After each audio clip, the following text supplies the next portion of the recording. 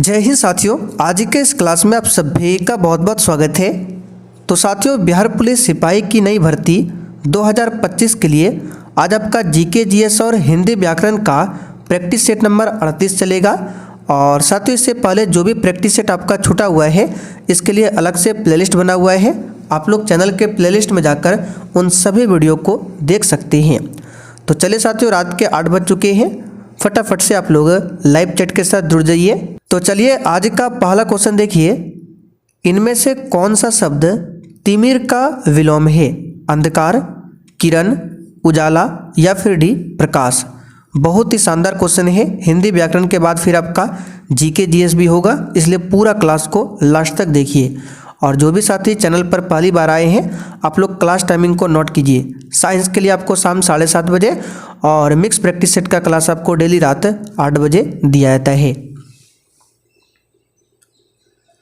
तो यहाँ पर तिमिर का विलोम बताना है। देखिए, तिमिर का मतलब होता है अंधकार। तिमिर का मतलब होता है अंधकार। क्या होता है? अंधकार। तो इसका विलोम क्या होगा? प्रकाश होगा। इसका विलोम क्या होगा? प्रकाश। तो यहाँ पर एक का आंसर देखिए डी ऑप्शन में दिया हुआ है, प्रकाश। डी ऑप्शन आपका सही जवाब है, प्रकाश। ठीक है। अच्छा, उजाला का विलोम पूछे क्या होगा? तो उजाला का विलोम आपका हो जाएगा इसका भी प्रकाश, यानी इसका विलोम यहीं पर दिया हुआ है, लेकिन तिमिर का पूछा गया है तो आंसर यहाँ पर क्या हो जाएगा आपका? प्रकाश। ध्यान रखिएगा। अगला क्वेश्चन देखिए, क्वेश्चन नंबर दूसरा। इनमें से कौन सा शब्द कादम्बरी का समानार्थी नहीं है? देखिए, बिहार पुलिस के एग्जाम में बिल्कुल इसी टाइप से हिंदी व्याकरण के क्वेश्चन पूछे जाते हैं। और साथियों, अगर आपको इस बार 100% बिहार पुलिस में सिलेक्शन लेना है तो आपको अभी से तैयारी में लगना होगा। आप लोग जमकर तैयारी कीजिए। लगभग 19,000 20,000 के आसपास नई भर्ती आ रही है, तो आपको छोड़ना नहीं है। डेली क्लास को अटेंड कीजिए। तो कादम्बरी की बात करें, इसका समानार्थी कौन नहीं है? लक्ष्मी। बाकी मैना, सरस्वती, मदिरा, ये कादम्बरी का क्या है? समानार्थी शब्द है। चलिए आगे देखते हैं। इनमें से गाल बजाना मुहावरे का क्या अर्थ है?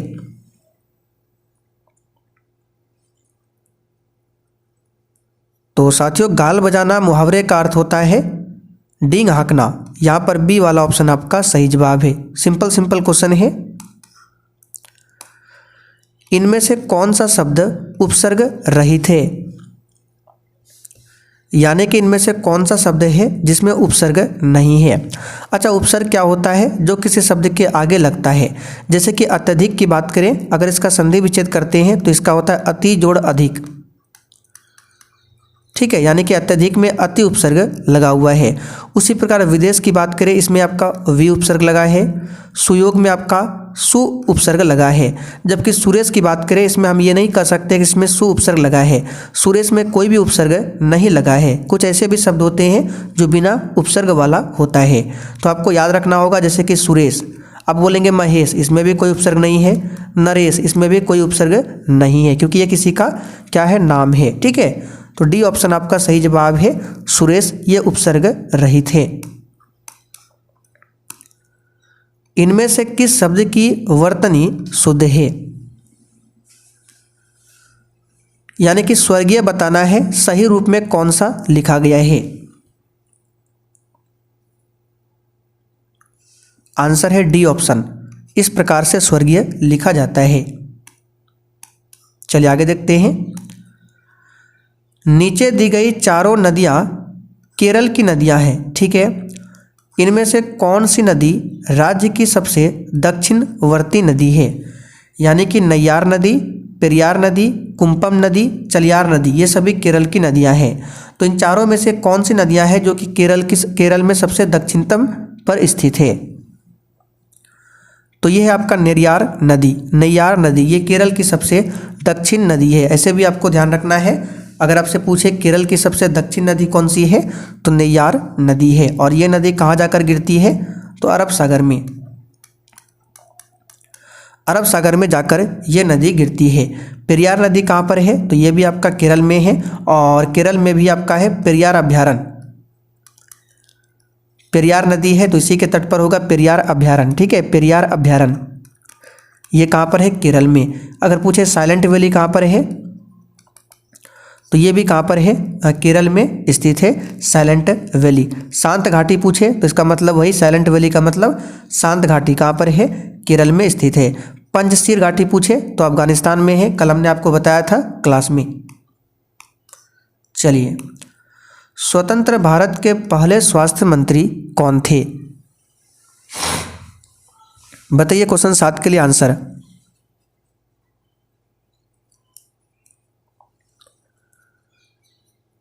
तो स्वतंत्र भारत के पहले स्वास्थ्य मंत्री थे राजकुमारी अमृत कौर। यहाँ पर डी ऑप्शन आपका सही जवाब है। स्वतंत्र भारत के पहले रक्षा मंत्री पूछे तो बलदेव सिंह, सरदार बलदेव सिंह। सरदार बलदेव सिंह कौन थे? स्वतंत्र भारत के प्रथम रक्षा मंत्री थे। स्वतंत्र भारत के प्रथम गृह मंत्री पूछे सरदार वल्लभ भाई पटेल। स्वतंत्र भारत के प्रथम शिक्षा मंत्री पूछे मौलाना अबुल कलाम आज़ाद। तो इन सभी को ध्यान रखिएगा, यहाँ से क्वेश्चन एग्जाम में कभी कभी आता है। चलिए आगे देखते हैं। प्रतापगढ़ की लड़ाई में छत्रपति शिवाजी द्वारा निम्नलिखित में से कौन मारा गया था?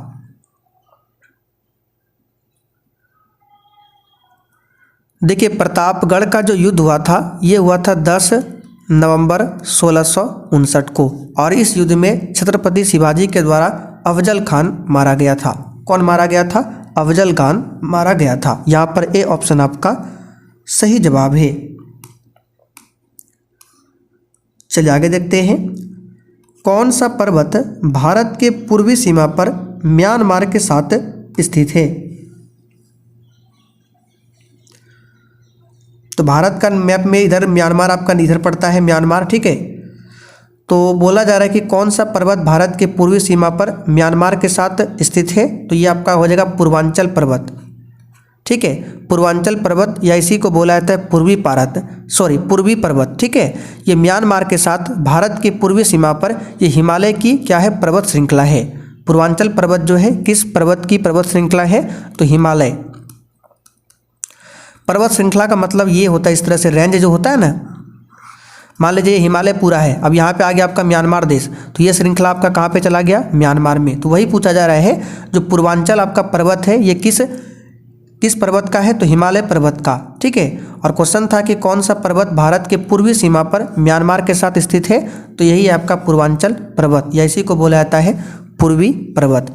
हिमालय की बात करें, ये सबसे नवीनतम पर्वत श्रेणी है और ये आपका वलित पर्वत का उदाहरण है।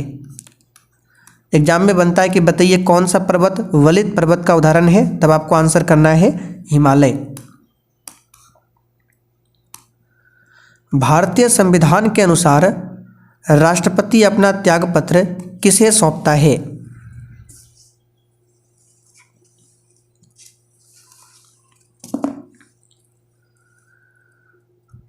तो देखिए, एक आर्टिकल है 56, तो 56 में क्या बताया गया है? तो यहाँ पे देखिए सबसे पहले समझते हैं, 56 को भी छोड़िए।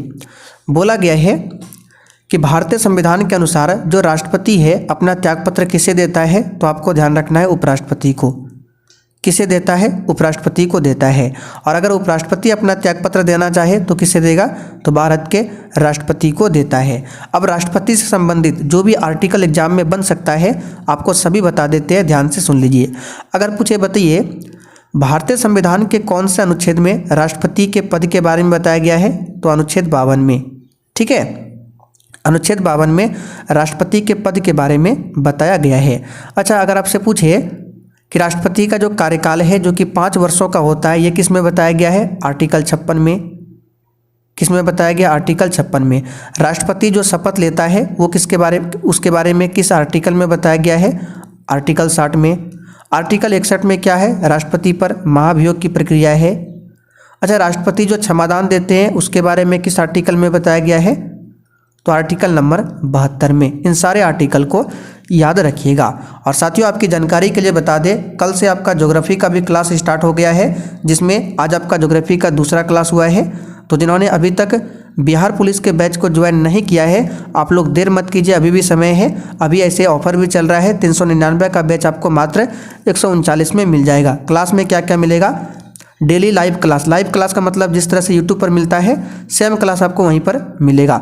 Important notes, one liner GK, daily class का पीडीएफ मिलेगा आंसर के साथ, क्वेश्चन बैंक मिलेगा और इसमें एक एक्स्ट्रा क्वेश्चन मिलेगा आपको नोट्स। ये जो भी एक्स्ट्रा चीज़ बताते हैं ये सब कुछ आपको लिखा मिल जाएगा नोट्स में, और वो नोट्स हम आपको डेली प्रोवाइड करते हैं। ठीक है, तो ये व्हाट्सअप नंबर है। कोर्स के बारे में जानकारी चाहिए तो इस पर मैसेज करके आप लोग जानकारी ले सकते हैं। आगे देखिए, भारत में चट्टानों को काटकर बनाई गई सबसे पुराने बची हुई बराबर गुफाएं निम्नलिखित में से किस काल की है?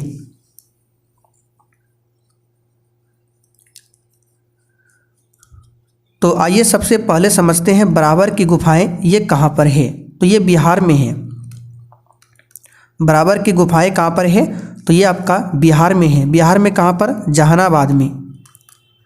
बिहार के जहानाबाद में बराबर की गुफाएं स्थित है। और ये किस काल की है? तो मौर्य काल की है। यहाँ पर सी ऑप्शन आपका सही जवाब है।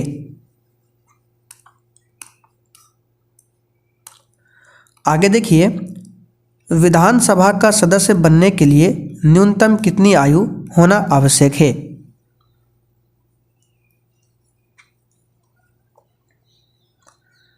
तो विधानसभा का सदस्य बनना है तो मिनिमम 25 वर्ष। जिस प्रकार से केंद्र में लोकसभा का सदस्य बनने के लिए 25 वर्ष है, उसी प्रकार राज्य में विधानसभा होता है और उसमें सदस्य बनने के लिए 25 वर्ष। और जिस प्रकार केंद्र में राज्यसभा में सदस्य बनने के लिए 30 वर्ष है, उसी प्रकार जिस राज्य में विधान परिषद होगा अगर वहाँ का सदस्य बनना है तो 30 वर्ष। यानी राज्यसभा, विधान परिषद 30 वर्ष, लोकसभा, विधानसभा 25 वर्ष, राष्ट्रपति, उपराष्ट्रपति, राज्यपाल तीनों के लिए है 35 वर्ष। ये सब नोट्स में हमने लिख दिया है, आप लोग रिवीजन कर लीजिएगा।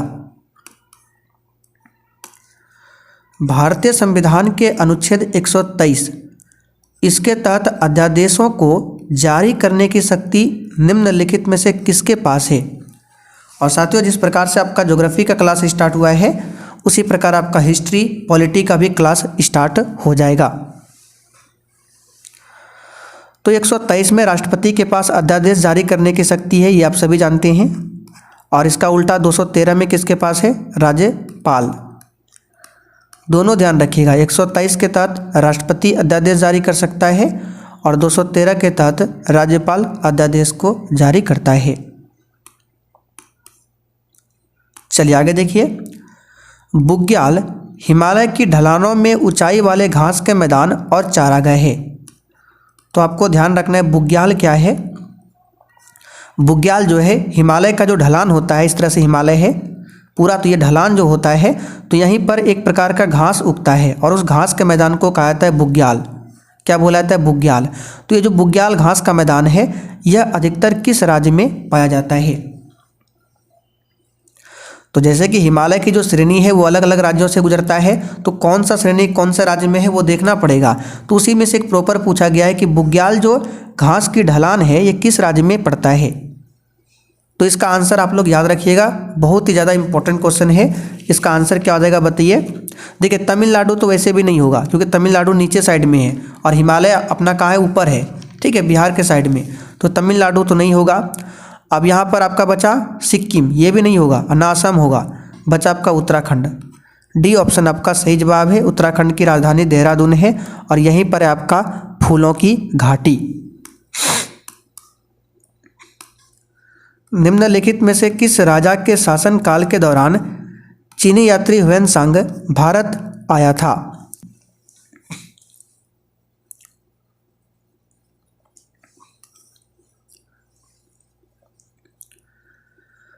तो ह्वेनसांग की बात करें, हर्षवर्धन के काल में भारत आया था। किसके काल में? हर्षवर्धन के काल में। ठीक है, एक पूछा जाता है जो आपका मेगास्थनीज है, मेगास्थनीज ये किसके काल में भारत आया था? तो चंद्रगुप्त मौर्य के काल में आया था मेगास्थनीज। और ह्वेनसांग हर्षवर्धन के काल में। हर्षवर्धन ने 3 नाटक की रचना की है, तो याद रखिएगा, नागानंद, रत्नावली, प्रियदर्शिका। ठीक है, नागानंद, रत्नावली, प्रियदर्शिका, ये तीनों नाटक किसके हैं? तो हर्षवर्धन के नाटक है। हर्षवर्धन का दरबारी कवि का नाम क्या था? आप लोग कमेंट करके बताइए जिसको पता है। निम्नलिखित में से किस राज्य में कोलेरू झील स्थित है? बिल्कुल सही, बाणभट्ट। बाणभट्ट किसके दरबारी कवि थे? तो ये हर्षवर्धन के दरबारी कवि थे बाणभट्ट, और इसने ही हर्षचरित की रचना की है। तो अगर आपसे पूछे हर्षचरित की रचना किसने किया है, तो बाणभट्ट ने। बाणभट्ट कौन था? हर्षवर्धन का दरबारी कवि। तो कोलेरू झील की बात करें, सिंपल सा क्वेश्चन है, आंध्र प्रदेश में है। पुलिकट झील पूछे, पुलिकट झील, तो ये आंध्र प्रदेश प्लस तमिलनाडु, ठीक है, आंध्र प्रदेश प्लस तमिलनाडु। पुलिकट झील जो है आंध्र प्रदेश और तमिलनाडु की सीमाओं पर स्थित है, जबकि आपका कोलेरू झील केवल ये आंध्र प्रदेश में स्थित है। चलिए आगे देखिए, भारत 28 राज्यों और यहाँ पे डैश है संघ शासित प्रदेशों के साथ एक संघीय गणराज्य है। यानी कि आपसे पूछ रहा है कि भारत में टोटल 28 राज्य है और कितने संघ शासित प्रदेश है। तो बिल्कुल बच्चों वाला क्वेश्चन है। भारत में वर्तमान में 8 संघ शासित प्रदेश है। कौन कौन सा 8 है? तो अंडमान निकोबार है, चंडीगढ़ है, दादरा और नगर हवेली और दमन दीव है, दिल्ली है, लद्दाख है, लक्षद्वीप है, 7वां जम्मू कश्मीर, 8वां आपका पुदुचेरी। भारत के संविधान के अनुसार 2020 से पहले एंग्लो इंडियन समुदाय के कितने सदस्यों को राष्ट्रपति द्वारा लोकसभा में नामित किया जा सकता था? देखिए अच्छा क्वेश्चन है। 2020 से पहले क्या होता था? आप सभी जानते हैं संसद में 2 सदन है, एक लोकसभा है, एक राज्यसभा है। तो राज्यसभा में राष्ट्रपति 12 सदस्यों को मनोनीत करता है और ये अभी भी करता है, ठीक। जबकि लोकसभा की बात करें तो 2020 से पहले क्या था, इसमें भी राष्ट्रपति 2 सदस्यों को नामित कर सकता था, लेकिन अब ये प्रावधान हटा दिया गया है। तो वही पूछा जा रहा है 2020 से पहले एंग्लो इंडियन समुदाय के कितने सदस्यों को राष्ट्रपति द्वारा लोकसभा में नामित किया जा सकता था? तो 2। हालांकि राज्यसभा में अभी भी 12 को नामित कर सकता है। निम्नलिखित में से कौन सी पर्वत श्रृंखला दुनिया की दूसरी सबसे ऊंची चोटी K2 का घर है? अच्छा, सबसे ऊंची चोटी पूछे माउंट एवरेस्ट है। माउंट एवरेस्ट के बाद दूसरा जो ऊंचा दूसरी जो ऊंची चोटी है ये आपका K2 है। इसी को बोला जाता है गॉडविन ऑस्टिन। इसकी ऊंचाई पूछे तो 8611 मीटर है, जो कि विश्व की दूसरी सबसे ऊंची चोटी है। तो ये किस रेंज में स्थित है? तो के मतलब काराकोरम, के मतलब काराकोरम, यानी कि ये पूर्वी काराकोरम रेंज में स्थित है। केवल आपको ध्यान रखना है काराकोरम रेंज में स्थित है। मोरमुगांव पोर्ट कहाँ पर स्थित है? यानी मोरमुगांव जो बंदरगाह है, पोर्ट का मतलब होता है बंदरगाह, ये किस राज्य में स्थित है आपको बताना है।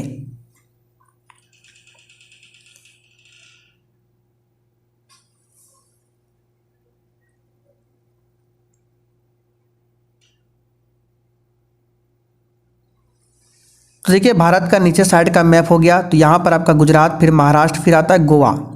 तो गोवा में ही आपका है मोरमुगांव बंदरगाह।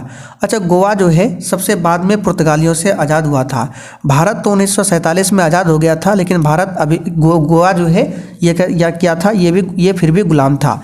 भारत 1947 में आज़ाद हो गया था, लेकिन गोवा अभी भी गुलाम था। तो गोवा जो है ये बाद में 1961 में आज़ाद होता है पुर्तगालियों से। निम्नलिखित में से किसने poverty and un British rule in India नामक पुस्तक को लिखा है? तो ये क्वेश्चन पहले भी बता चुके हैं दादा भाई नौरोजी। इन्हें भारत का वृद्ध पुरुष कहा जाता है और इन्होंने ही धन निष्कासन का सिद्धांत दिया था। निम्नलिखित में से कौन सा 23.5 डिग्री नॉर्थ भारत को लगभग 2 हिस्सों में बांटता है? तो कई बार हम बता चुके हैं, जैसे ये पृथ्वी है पूरा, ये भूमध्य रेखा है, इसी को विषुवत रेखा, इसी को 0 डिग्री अक्षांश रेखा बोला जाता है। तो ऊपर भूमध्य रेखा के ऊपर 23.5 डिग्री एक लाइन है। 23.5 डिग्री इस तरह से भी लिखा जाता है और इस तरह से भी। तो चूंकि ये ऊपर नॉर्थ है, नीचे साउथ है। तो 23.5 डिग्री नॉर्थ में जो रेखा गुजरती है ये आपका कर्क रेखा है, और यही कर्क रेखा भारत के बीचों बीच से होकर 8 राज्यों से होकर गुजरती है। तो आंसर क्या होगा? कर्क रेखा। और नीचे जो आपका 23.5 डिग्री साउथ में है इसको बोला जाता है मकर रेखा। तो भारत को लगभग 2 हिस्सों में कौन बांटता है? कर्क रेखा। चलिए, भारतीय संविधान का अनुच्छेद 243 भी के अनुसार नगर पालिका का सदस्य बनने के लिए न्यूनतम आवश्यक आयु क्या है? तो जिस प्रकार लोकसभा में अगर सदस्य बनना है तो 25, राज्यसभा में 30, उसी प्रकार अगर आपको नगर पालिका का सदस्य बनना है तो आपका मिनिमम जो एज होना चाहिए वो आपका कितना होना चाहिए, वही पूछा जा रहा है। इसका आंसर है 21 वर्ष। निम्नलिखित में से कौन सा राज्य भारत का सबसे बड़ा जूट उत्पादक राज्य है? सिंपल सा क्वेश्चन है, कई बार बता चुके हैं पश्चिम बंगाल, और बिहार जो है दूसरे स्थान पर है जूट उत्पादन में। जूट को गोल्डन फाइबर के नाम से भी जाना जाता है। चलिए, निम्नलिखित में से झारखंड के सिंहभूम जिला के जादूगोड़ा में किसकी महत्वपूर्ण खानें हैं? झारखंड आपका क्या है? राज्य है। झारखंड में ये एक जिला है सिंहभूम जिला। सिंहभूम जिला में एक गांव है जादूगोड़ा। फिर से रिपीट कर देते हैं, झारखंड एक राज्य है, उसमें एक जिला है सिंहभूम जिला। सिंहभूम जिला में एक गांव है जादूगोड़ा, और जादूगोड़ा जो है आप सभी जानते हैं यूरेनियम खान के लिए प्रसिद्ध है। तो सी ऑप्शन यहाँ पर सही है। अरे जरा इधर तो आ, तो ये जो सिंबल है वाक्य में कौन सा अव्यय है? चलिए बताइए फटाफट से। तो अरे जरा इधर तो आ वाक्य में कौन सा अव्यय है? तो ये आपका विस्मयादि बोधक अव्यय है। चलिए आगे देखते हैं। सिक्का बदल गया कहानी का लेखक कौन है?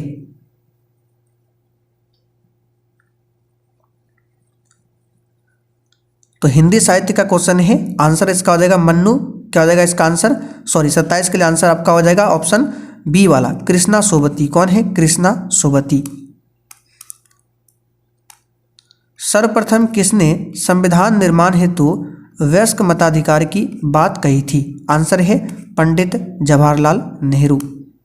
आगे देखिए, भारतीय संविधान के किस अनुच्छेद में राष्ट्रीय ध्वज के सम्मान की बात कही गई है? आप सभी जानते हैं हम लोगों को भी भारतीय राष्ट्रीय ध्वज का सम्मान करना चाहिए। अच्छा, राष्ट्रीय ध्वज का जो डिजाइन है उसको किसने बनाया था? तो हमने आपको बताया था पिंगली वेंकैया ने। किसने बनाया था? पिंगली वेंकैया ने। और ये जो बात कही गई है सम्मान के लिए, ये है अनुच्छेद 51 का आर्टिकल 44 में क्या है? इसमें समान नागरिक संहिता। पॉकेट वीटो का प्रयोग भारतीय डाक संशोधन विधेयक के संदर्भ में किस राष्ट्रपति ने किया था? तो उसी राष्ट्रपति ने किया था जो बने थे भारत के प्रथम सिख राष्ट्रपति। ज्ञानी जैल सिंह भारत के प्रथम सिख राष्ट्रपति थे। भारत में सर्वोच्च न्यायालय के मुख्य न्यायाधीश की नियुक्ति कौन करता है?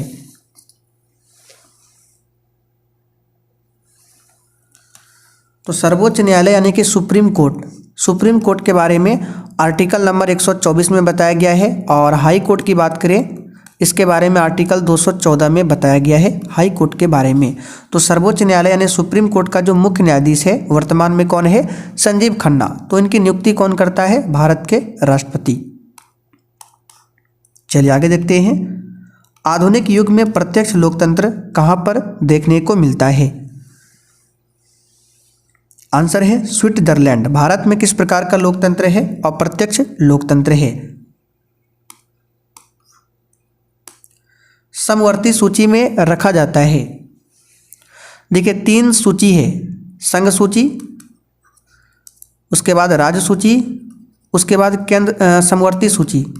तो संघ सूची में केंद्र सरकार को रखा जाता है, यानी इसमें केवल केंद्र सरकार कानून बना सकती है।